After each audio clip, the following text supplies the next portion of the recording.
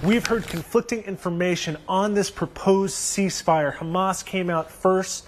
They said that they had accepted a Qatari and Egyptian mediated ceasefire that would be phased over weeks, that would first see the elderly and women released by Hamas in exchange for Palestinian prisoners held in Israeli prisons.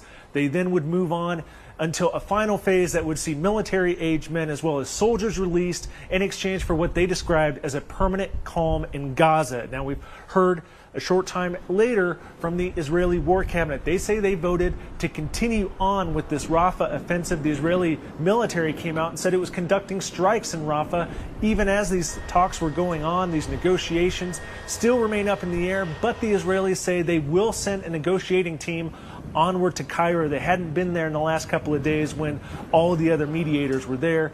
So this all remains up in the air. This war has really just inflamed the wider Middle East. It has seen 1,200 people killed in Israel from that initial Hamas October 7th attack, and it's seen 34,000 Palestinians killed in the Gaza Strip. Meanwhile, Rafah just remains on edge. Initially, when that Hamas comment came out, people were celebrating in the streets, the children running around, men carrying each other on his shoulders.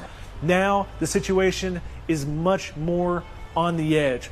The Israeli strikes have continued, and we've seen some people earlier in the day flee onward to Massawi. This is this area that's a little bit north out of Rafah. The Israeli military had dropped pamphlets over Rafah warning some people in that city on the Egyptian border to flee into that other area. But aid groups say that while there are some tents there, there's just not enough food, infrastructure, and other equipment there to take in over 1 million people that are now hiding in Rafah. That's really worried aid groups. And we've heard from the United Nations Agency for Palestinians.